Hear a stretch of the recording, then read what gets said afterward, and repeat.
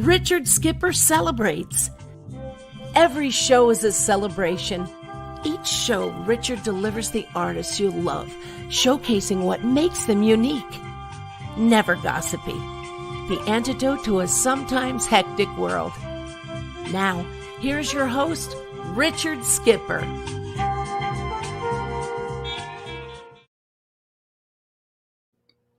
Happy Thursday, everyone, and welcome to the latest edition of Richard Skipper Celebrates.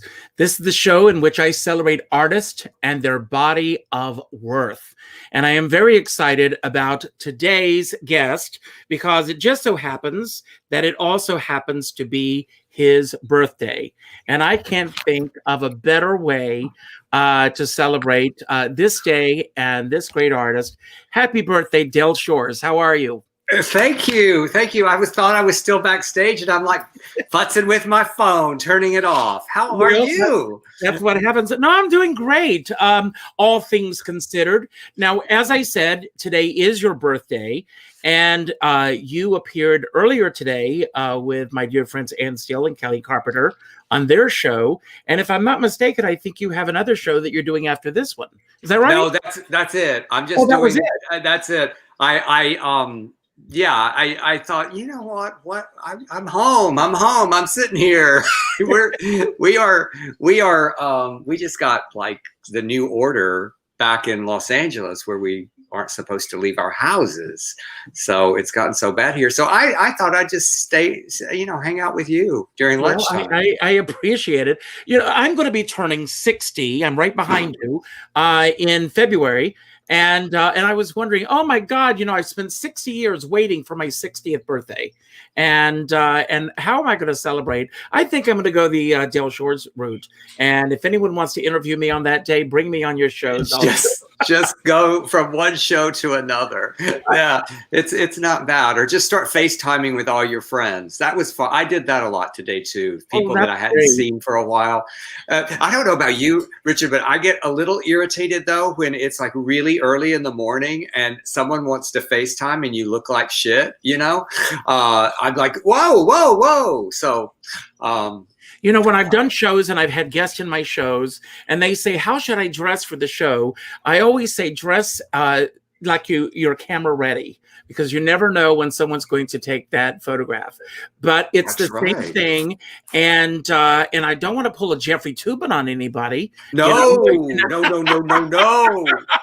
Poor Jeffrey Toobin. No, I got in a little Twitter thing the other day because people are being so mean to Jeffrey Toobin. And I said, come on, we all make mistakes and we all masturbate. And they don't always, masturbation is not always a mistake, but it was in his case. I mean, I've gotten bored in a meeting too. I mean, how many of us have not gotten bored in a meeting and we go, you know what, fuck it, I'm just going to jack off. I'll just use the other computer. It's not on this show today, not on this show. No. But, yeah, your show just got R-rated or slightly X. We went in a completely different direction. I want to ask you, and I know that you've been asked this question before, but I'm going to ask you once again, how are you doing really in the midst of this crazy time? And of course, you've been very visible, so we've been keeping up with what you've been doing.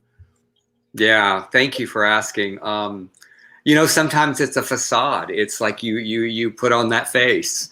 And you do your show. Mm-hmm. And then after it's over, you start sinking again because I am an extreme extrovert, as you know. Mm-hmm. Writing is a solitary thing for me a lot.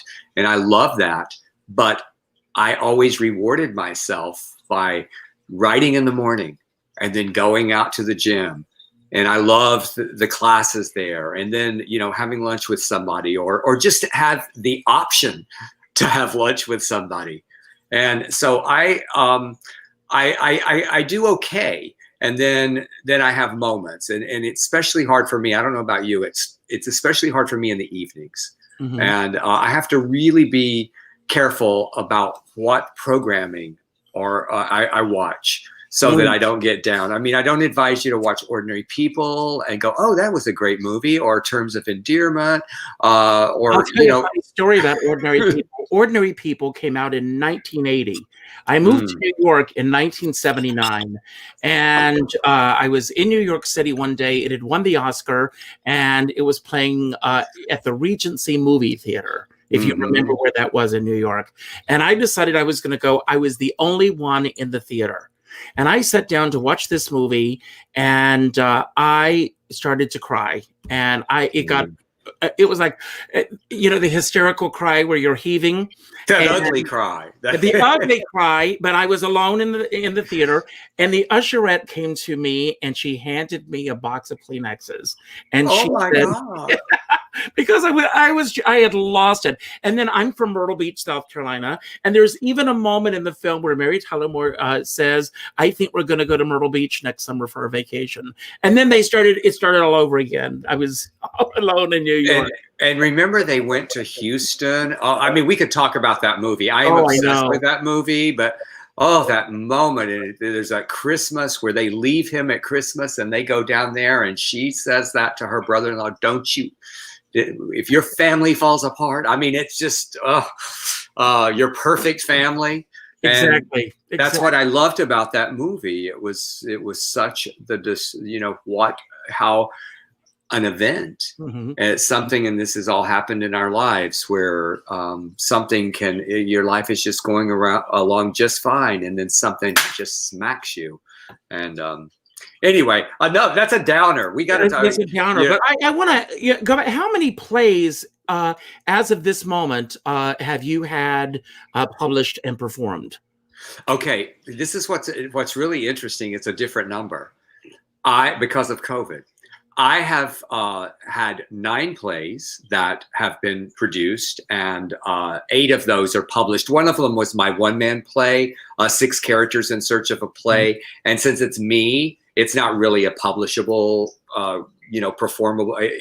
You can't say, "Hey, I'm Del Shores," Right. So that was my 8th play. It's now streaming though on Broadway HD. So it's had a really nice life because we filmed it. But then I was last year. I said, okay, 2019 we did the premiere of This Side of Crazy, my new play in San Francisco. We were going to do a Tri-City premiere. Had a great run here in Los Angeles, and that was in March of 2020. And in the last 2 weeks, the rumors started going about COVID. And even though the play was sold out, the seats weren't full. People got scared. I was leaving. The day it closed was March the 7th. And I left the 8th to start rehearsal on the 9th in Dallas. And you can imagine, we had to abort that play, that production. And it's still, so while I was there, I had another play, the adaptation, which was the first time I'd ever done that, movie to play of A Very Sordid Wedding, that was going to premiere in August at Uptown Players. And so we cast it while we were there. Richard, I cannot tell you the crazy of knowing, the dryer just went off. Didn't plan this out too well. I thought your valet was hold on. Do you mind if I fold clothes while I do your show? Absolutely. Anyway, got some pillowcases that need ironing. If you don't mind, I'm just going to set up. So everyone you get to see inside the real lives of. Wouldn't that be great? Yes. So anyway, except for the masturbation, we don't want to take them there. No. So we auditioned, and COVID had just started bad. We didn't know whether to cancel. So social distance in an audition situation, where you literally had to go, don't touch each other. There's supposed to be a kiss in this scene, and no. So that was early. Emerson Collins and we literally got on a plane and fled back to LA, and we have been here since. Now, I did have a break during that time. I did go and teach for 3 weeks college at Northwestern State University, and that was also stressful, but I was really glad that I did it. So long answer to your question, 10 plays, and all of the 9 of them are being published with Concord Samuel French, And but one of them that is being published has not yet premiered. Okay. And so it's just on hold. It's just going to be sitting there, and who knows when that's going to be. And Dale, has it gotten easier for you, or has it actually gotten tougher for you with the body of work that you've got behind you? That's interesting. I don't. You're an artist as well. I think it gets a little bit harder to with the worry. Can I do it again? Is this story going to be received well? So I don't think about that too much, because I just tell my stories until Great story. opening night. When opening night and critics are in the house, then I go, oh shit. The previews, when the audience comes in, are they going to laugh? Am I still funny? Or can I make them cry again? So yeah, we're messed up folks. We're, as artists, there's a lot of self-doubt, and so I guess it does not get easier. I guess that's well, I love the fact that, referring to messed up artists, that you put it out there. You put it on the stage, you put it on the paper, you put it out for the world to see. I remember when Sordid Lives came out, the movie, and everyone was talking about it. And then when I saw it, it is still one of my favorite movies. I love the TV series. I was obsessed with it. I tuned in to every episode. I've got them on my shelf behind me, believe it or not. I love it. Yes, no, I do. A huge, huge, huge fan of yours. And I want to go back to something that and then what I wanted to say was that earlier this year in May, you did a virtual play reading of the show, which I tuned into that night. Yeah. And it was so much fun to see these characters in a whole different realm. Was it Caroline who actually had her character's name underneath? Yes, she put Nolita. Yes, she said Nolita. I thought it was brilliant. Well, I thought they all should have. I thought after I saw Caroline's, I thought, why didn't we think of that? But here's what happened with that, Richard. We had started the Del Shores Foundation the year before, and we were gearing up to have our first big event in the fall of 2020. 2020 was going to be a lot of stuff going on. Mm-hmm. It was the 20th anniversary of Sordid Lives, the movie. So we were teaming up with a lot of film festivals and a lot of theaters who were our partners. 20 years. I can't believe it. 20 years. Yeah, I know. There, let that sink in for a second. See how old I feel. I guess I was 43 when it came out. Yeah. So, but the play came out in '96, and we did the play reading that night, because with COVID, as all artists, everything was canceled. I mean, our appearances were all canceled. It wasn't safe for us to go. It wasn't safe for anybody to be in theaters. So we were so fortunate that so many theaters had done my plays, and so many film festivals had been so gracious to me and in giving me opportunity by screening my films. I wouldn't have a career if it weren't for theaters and film festivals. Mm-hmm. And so they were going to be partners with the Del Shores Foundation, which is a mentoring program for LGBTQ Southern storytellers. The foundation was already in place prior to COVID. It was already in place, and we were ready to have our first big year where we were awarding grants to theaters who would the whole foundation is a contest, basically, that we mentor these storytellers, and then we choose winners in screenplay, short film, and plays. Mm-hmm. And the theaters were going to have the option to produce the play. And the first one who said yes would get a $10,000 grant from our foundation. And, that goes a long way in some of these small theaters. And with the film festivals, they were going to read the films and help us mentor. That was the goal, and help our short films get made. And so everything comes to a screeching halt. And I saw the hurt of theater. I saw the pain. And I saw the financial crisis. And so I thought, what can I do? And I thought, well, my foundation is here. They were supposed to kind of be helping us, but let's go back and rethink this just a little bit. And so we did a fundraiser for 23 nonprofit theaters and who are our partners, and they're all listed, you know, on the delshoresfoundation.org. You can go to delshoresfoundation.org and see those wonderful theaters. And we were able to raise about 80,000. I want to go back to something because one of the things that I really loved about that evening was the fact that not only did you bring these characters back to life for that evening, but you also gave a voice and a face to the theaters that you were representing by having people from those theaters speak throughout the evening, which I thought was a really incredible move. Well, thank you. And I have to say that my amazing producing partner, Emerson Collins, he produced the hell out of that event. Because can you imagine like hurting that group? I mean, trying to get us all just to shut up. I mean, and Emerson was like, okay, here we go. Here we go. So, you know, to do something that massive and to have it come off, and here we are live, and it was pretty incredible. And we ultimately, and then I went through my garage and I got all these costumes out and we put them up for auction. And so we raised about $80,000 for theaters. So they got a nice little piece. Each theater got some money. And what was the item that surprised you the most in terms of the amount of money that it brought in that night? I'm trying to think. Well, first of all, Lorna Scott, who plays Vera Lisso, had this incredible purse made out of that looked like a cigarette carton that had 5209 because that was the new price of the cigarettes, and that went for thousands of dollars. It just people were just going crazy over that. You know what was the weirdest thing that people were after was that tombstone, because there is a I had a tombstone. I know. I was like, where are you going to put this? Is this going to be like a twin bed? Like what?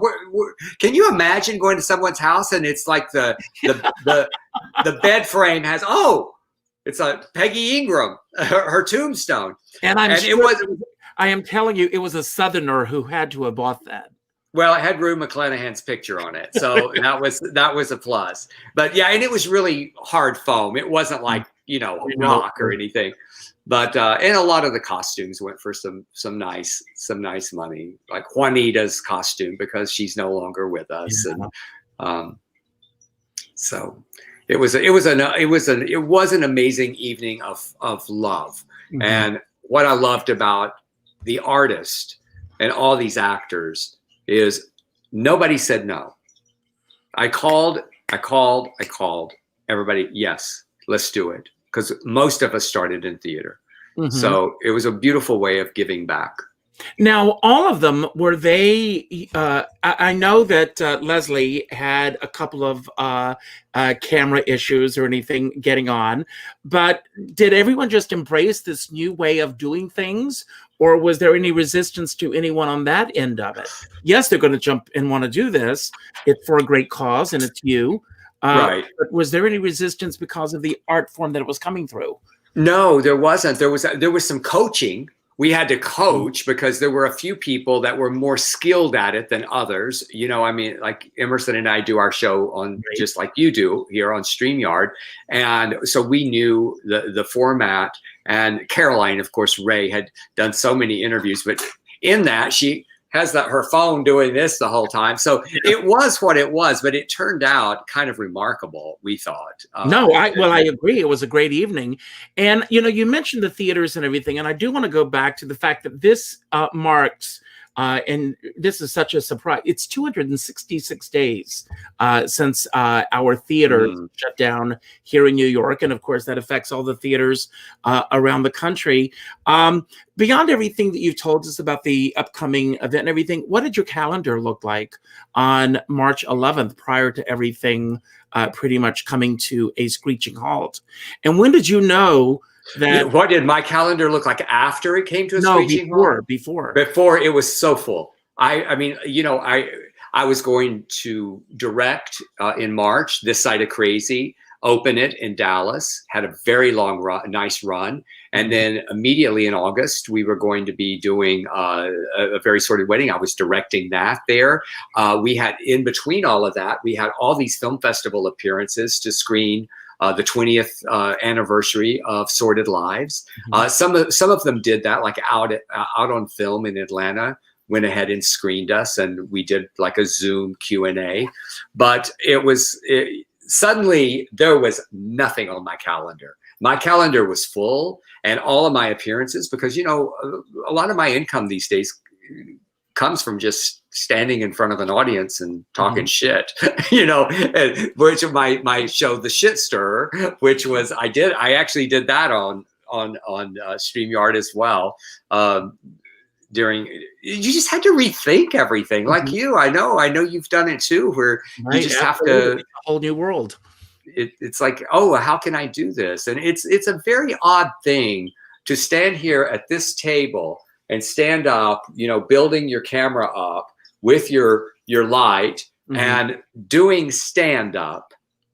Just go, are they laughing? No. Are they, you know, are they applauding? I mean, I watch Bill Maher, I watch Stephen Colbert, I watch these, and I hear the joke, and then I wait for the laugh, and that laugh is not there.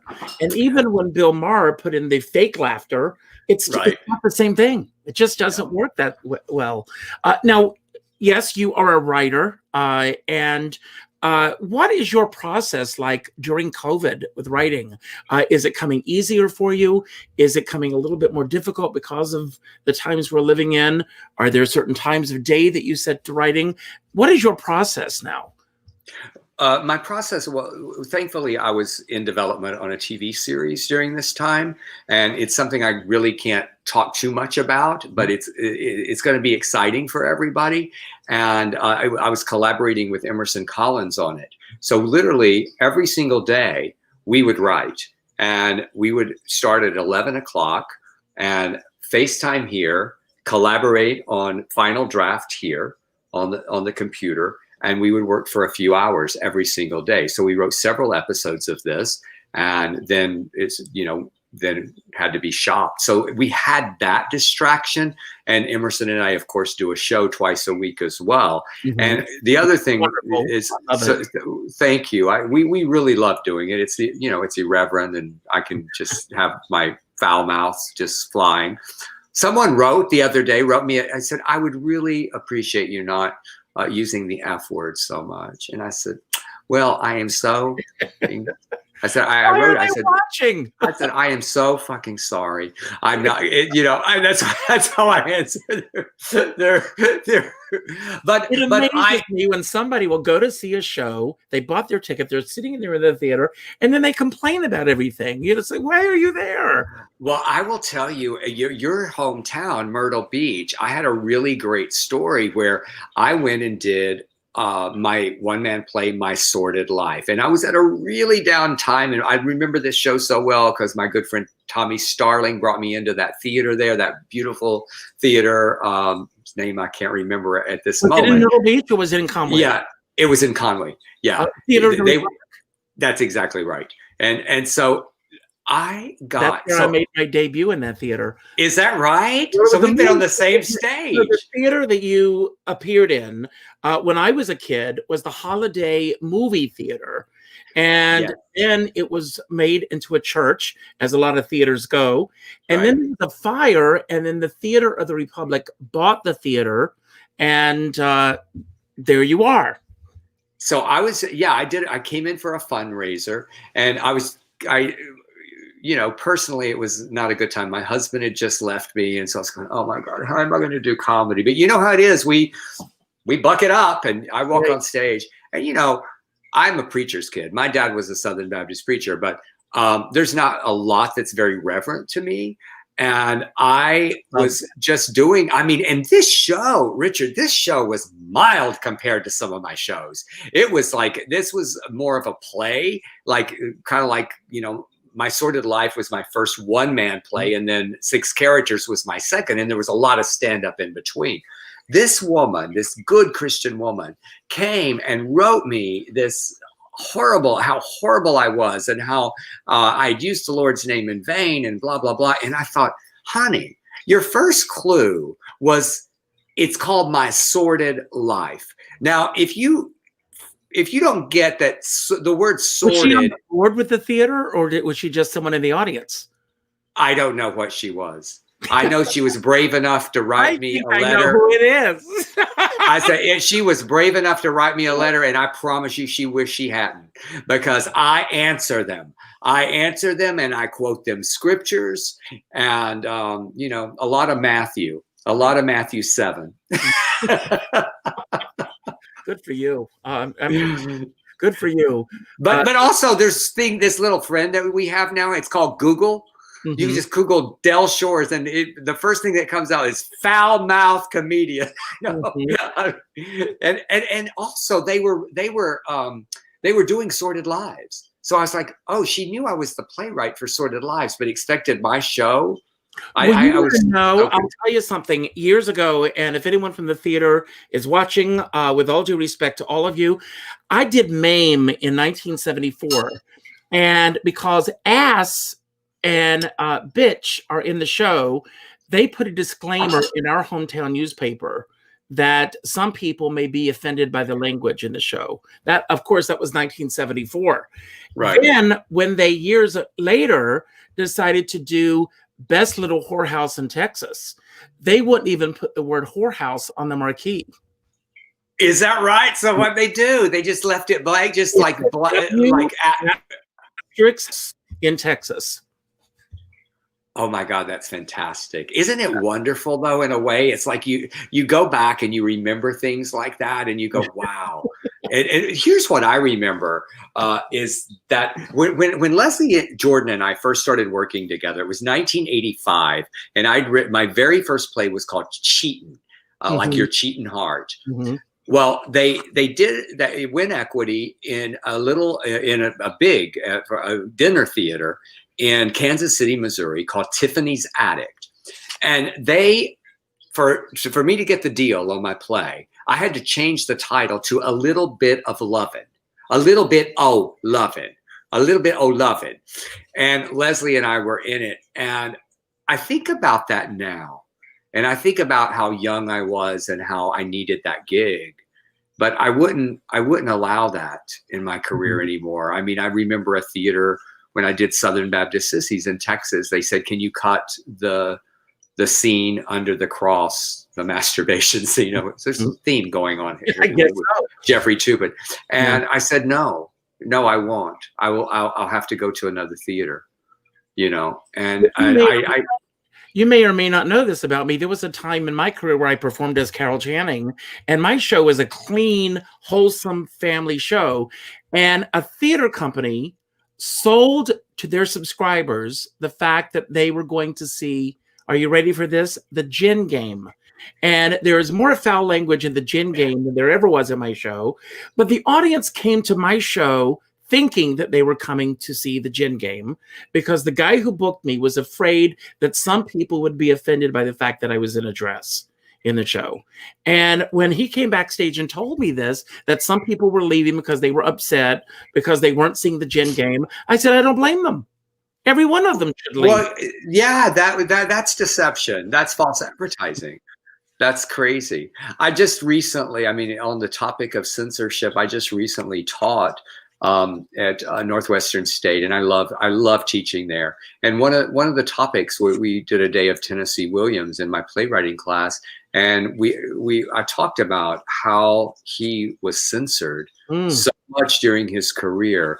They gutted the gay out of so much of his work.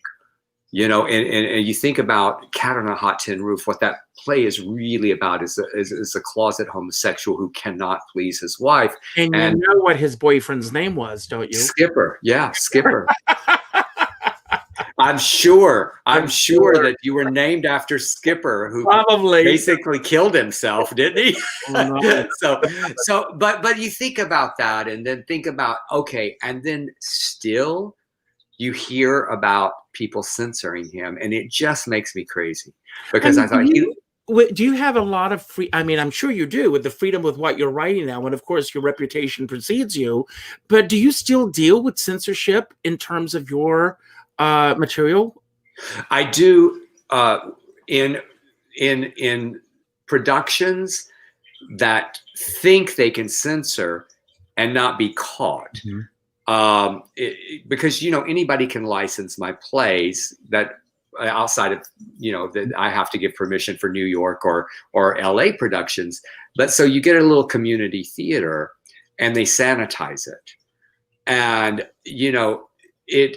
it's not allowed. I mean, that's what I was teaching my students. I go, that really is a violation of a copyright, because it says in every playbook that you cannot do this.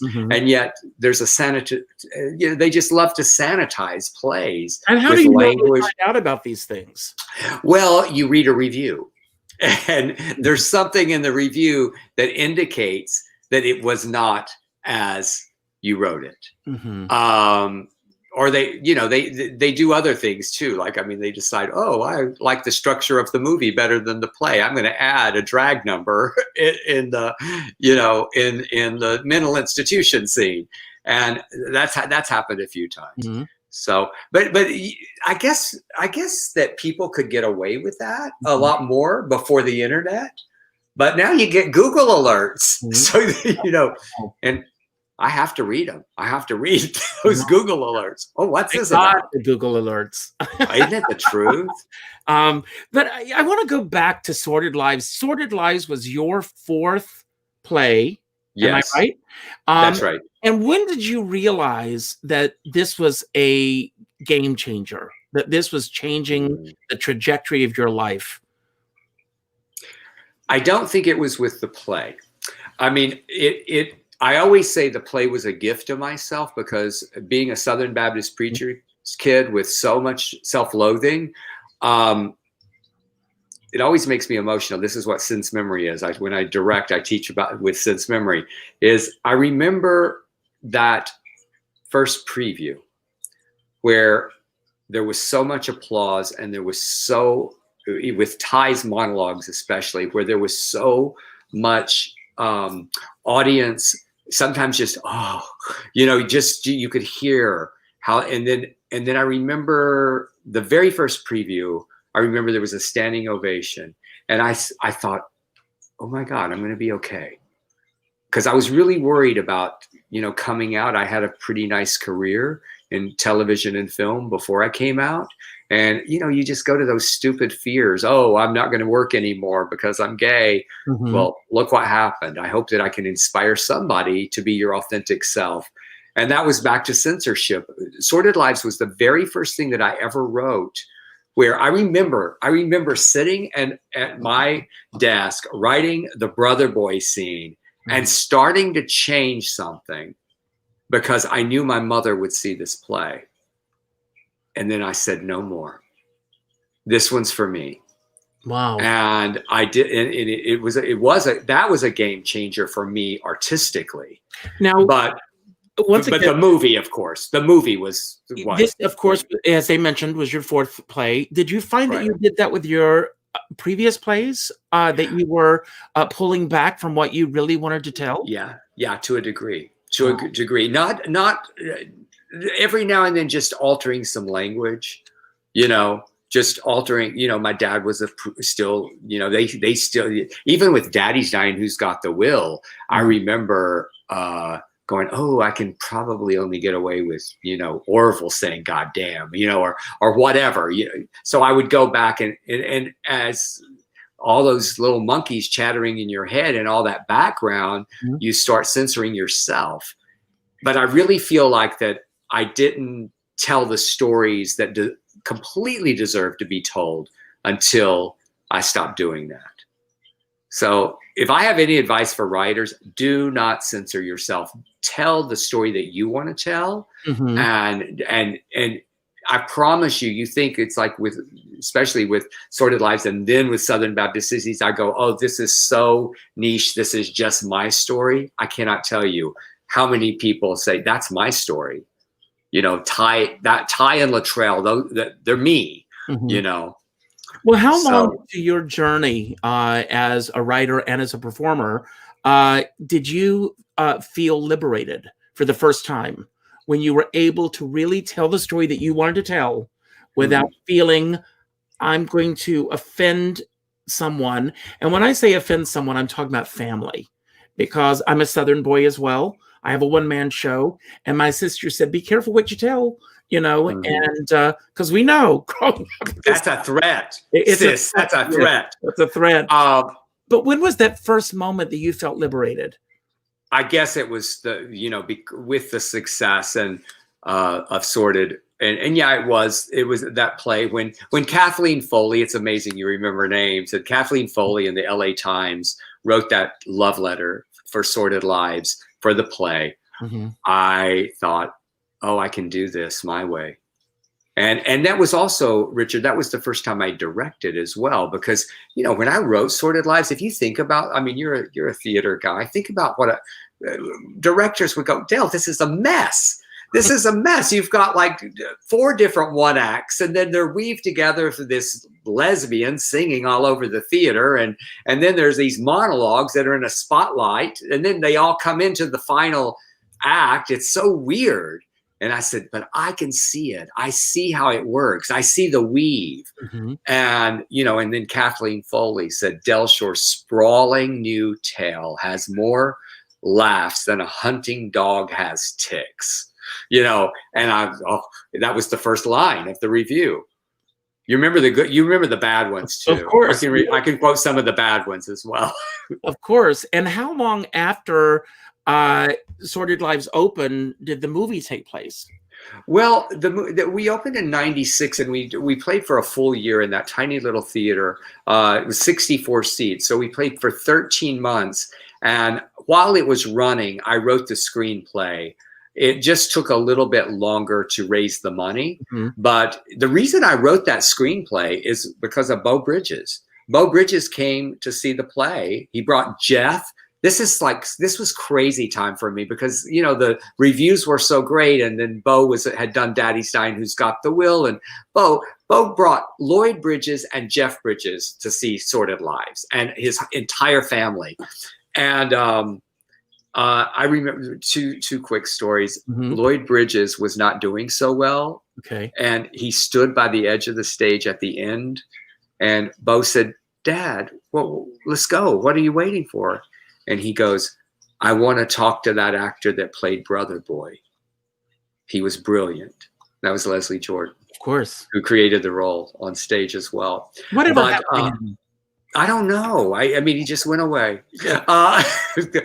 COVID happened to Leslie Jordan, and he didn't have it either. He just got a lot. He just got smart. He just, as I said, when I was in high school, if you were called a viral sensation, everybody stayed away from you. That's exactly right. They kept saying, you've gone viral. Leslie kept saying, oh no, I'm fine. I'm just fine. He goes, no, honey. But oh my God, I live for his Instagram. I live for it. I'm so happy for him. I am too. Really am. This morning he accidentally called me. And then he texted me, I didn't mean to call. It's too early to talk. Happy birthday. Yeah.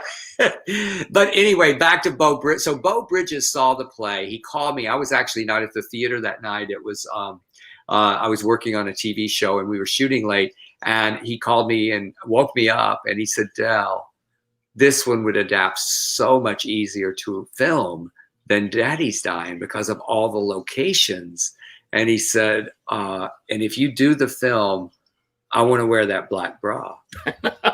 And so Beau was the first person who signed on with a letter of intent to help me raise the money. And then Olivia Newton-John, of course, when we got Olivia. I have to ask about that. I mean, did that come about? I mean, what an amazing lucky break that was. Okay, here's the irony. Olivia, it was on my birthday. And I was really good friends with Rona Newton-John, her sister. We had met in my acting class many years, and we just had become very best friends. Olivia had become my friend, but not as close as Rona and I.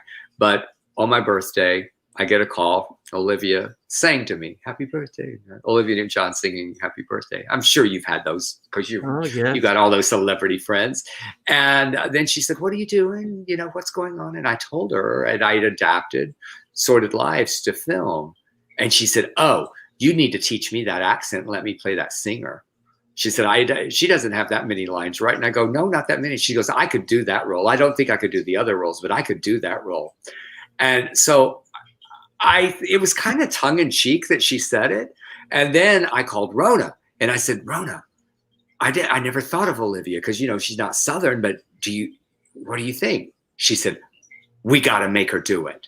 And so then Rona got on it, and Olivia said, come out to Malibu, to her house. And she said, let's talk about it. And I remember I went out there, and her manager was there, Mark Hartley, who I became very good friends with.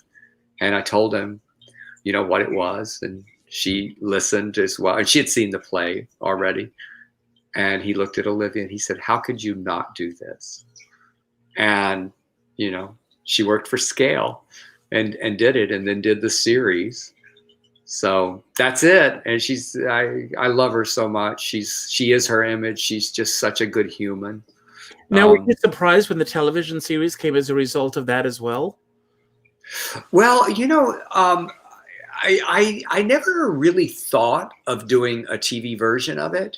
And I have to say, and it's good now that my ex-husband Jason Dolly and I are friendly again. We weren't for many years. It was not a nice divorce, but we are now. And I have to give him credit for thinking that series could be.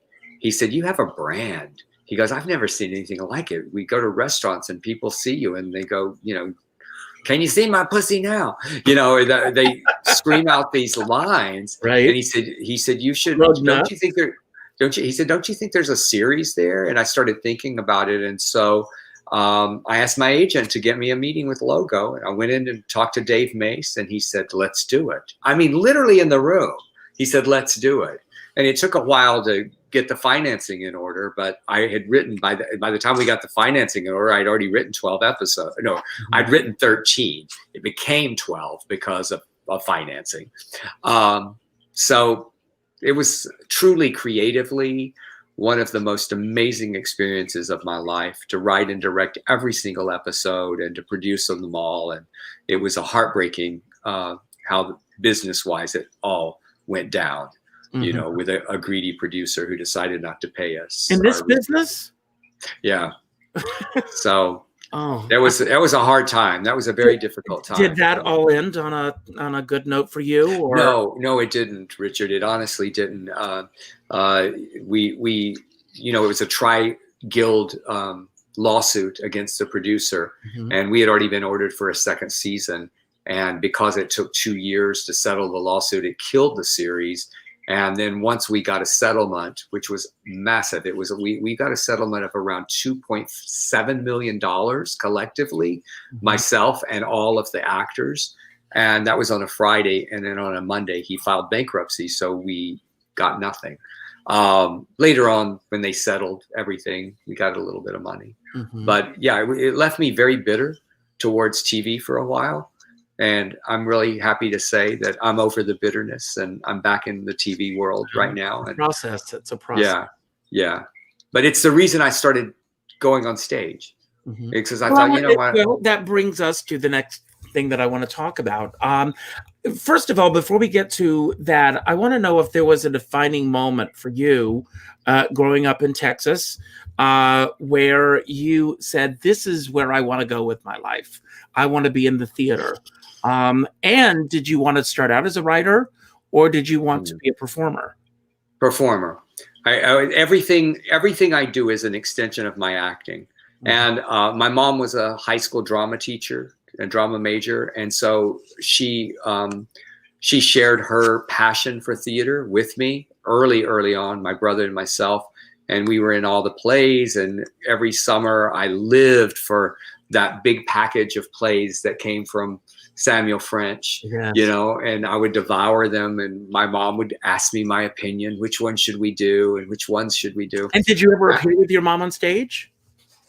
I mean, she directed me as an actor when I was in, junior high. She left, when I got into high school, she decided not to teach anymore. But she got to see my plays on stage. So basically I started writing as a selfish actor. I wanted to be in my stuff. And so I wrote my first play to be in it. And then the second play, I had a story to tell that didn't have a role for me.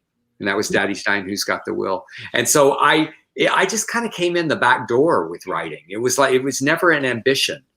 It just happened, you know. Now, were you able to separate your mom as a director from being your mom, or was she always mom directing me? No, she made it clear that it was a separation. She was just as hard on us as anybody else. And it was the only thing, it was and one of the reasons she left teaching, and I didn't know that when she did it because I was very upset at her, is she knew that there were always rumblings about my brother and myself being cast in her productions. No. And she knew we would be cast anyway. And so she gave up teaching drama so that we could succeed as actors. Well, growing up where you were growing up, were there a lot of boys that wanted to do theater? There weren't that many. So no, there weren't. I mean, exactly. We're in Texas, and well, you know what amazes me, excuse me, but there are always those people, we'll go back to these people that we grew up with, who will complain about the people that are in the shows, yet they're not out there trying out for them themselves. That's right. That's right. We'd have to recruit. We'd go, there's like 3 more boys in this play. You know, we have to go. So we'd have to go ask one of the football players. And the only reason, sometimes we would only get the actors to be in the plays because they were dating one of the actresses. Right. So they could be around them. You know, God forbid they break up during the production. And what was the one thing that your mom imparted to you as a director that has remained with you throughout your entire career? My mother had a very different style of directing than I do. But I think the biggest lesson my mother gave me in this life and in this career is it must be fun. And because I remember I had a drama teacher who I loved and adored in high school, but there was a period where it wasn't very fun. And my mother said, then stop doing it. Mm-hmm. If it's not fun, stop doing it. And I did for half a second. And then the director said, I'll make it fun again. And we've talked recently. It was so crazy. She actually on Facebook, she said, you taught me that theater should be fun. And my mother imparted that. And she gave me such a love for the writing though, mm-hmm. as well, to honor the writing. So I think, you know, of all the things that happened for me success-wise, my favorite moment was walking into Samuel French Bookstore on Hollywood Boulevard and taking my mother to the section where my plays were. Mm. And to see that genuine pride. That's wonderful. Oh my, I'm tearing up. So am I. I lost my mother when she was only 64, just a year older than I am now. And she, you know, I addressed that in all that success. That's wonderful. She did. She saw all the work through Sordid Lives and nothing after that. Now, have you also pursued work as an actor in other projects beyond work that you've created yourself? I'm certainly available, and yes, I have been lucky that people have cast me in a few things. Chad Darnell cast me in his recent horror movie, and I got to play a Southern Baptist preacher preaching a funeral. And then Matt Hayes, who is one of my dear friends and associates, he did a short film called Cognitive. Typecasting, I got cast as another homophobic, bigoted Southern Baptist preacher. And then I did a movie a few years ago called Cry, a little indie movie. Mm-hmm. And I got to play the cool gay uncle of this. Mm-hmm. It was a coming out story, a coming of age story, not a coming out story. And I was the gay uncle. And I really love acting. So if anybody's out there and, you know, they go, oh, Del Shores is right for this, hit me up. Hit me up. Absolutely. And who are some of the other mentors that have really made an impact on your career moving forward? Well, mentors in terms of directing would be directing, writing, acting. Yeah. Joan Darling, who was my dear acting coach. She's still around, 82 years old, 82 or 83. And she taught me so much about this instrument of an actor and how to honor actors. I love actors. I love working with actors, and I nurture actors. I'm that kind of director. I don't beat them down. I feel like that's how you get the best performance. Sherry Landrum, who directed my first 2 plays, who was also a Joan Darling student. So there's a lot of that. Writers, Tennessee Williams, of course, he was, for me, the god of theater. Horton Foote. I gravitate towards Southern writers.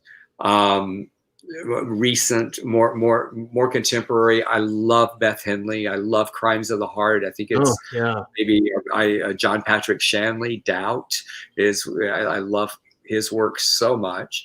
I could go on and on. I mean, I have a lot that I love. I mean, Albee. I mean, Miller.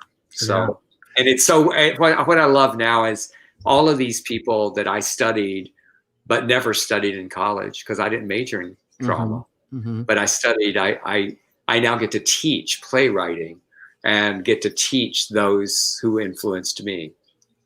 And is there a particular thing that's on your bucket list that you haven't done that is like a holy grail thing that you're really chomping at the bit to do?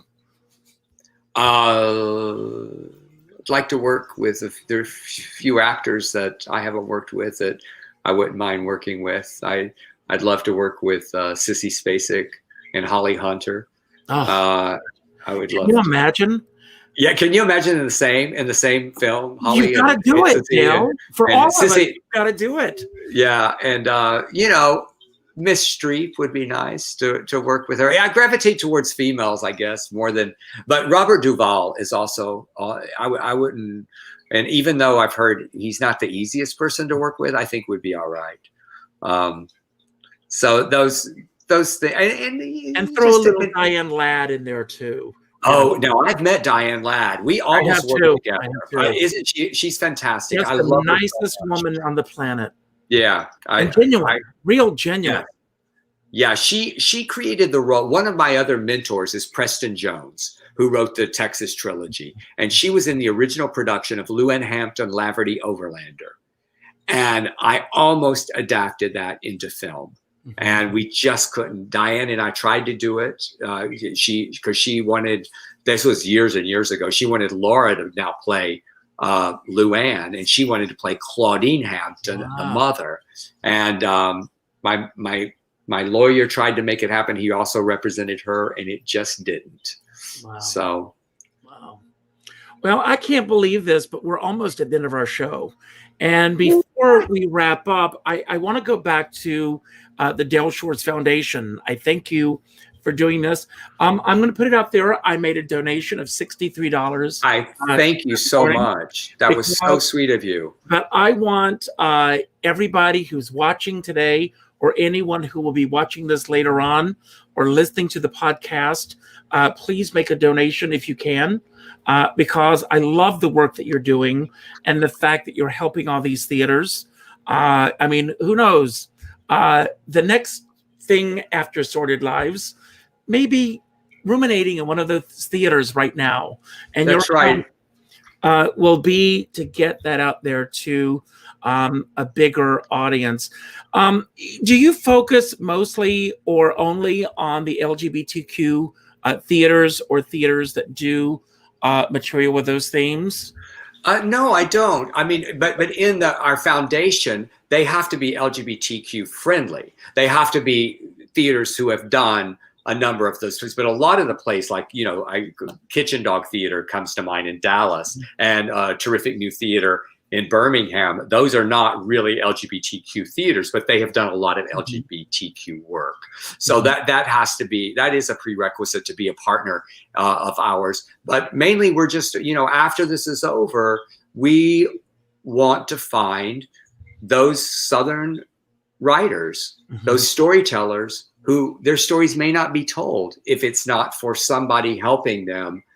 And I go back to those people who mentored me, and how, Sherry Landrum saw my play Cheatin', and she said, we need to produce that. And if that hadn't happened, if someone hadn't believed in me, so I want to find people that I can believe in and to help them get on the stages and on the screen. For me, it's all about paying it forward. Just keep it moving. And I mean, this is all a bump in the road. I have a friend who says, we're all in this together, but we're just not in the same boat. That's right. And I love that. I want to let everybody know, first of all, thank you all for being here today. Thank you, Del Shores. Happy birthday. I hope you've enjoyed this as much as I have. I have had a blast with you. It's like just sitting over, if we could be in a bar with a cocktail, just talking. That's the way it felt like to me, especially with that's my goal. So that means a lot that you say that. I want to thank you all for tuning in today. If you enjoyed the show, and I hope you did, please go to my website, richardskipper.com. Sign my guest book with your thoughts about the show. That helps to boost me in other markets. And believe it or not, I have another show today at 6 o'clock. And this is a show that I do with Dr. Judy Bloom, therapist, and she approaches everything from a therapeutic point of view. And I, of course, approach it from an artist point of view. And we have Wendy Stewart, Celia Burke, and Jennifer Roberts, all great artists. And we talk about how they're creating during this time frame, and the fact that even though the theaters may be dark, the ghost lights are not.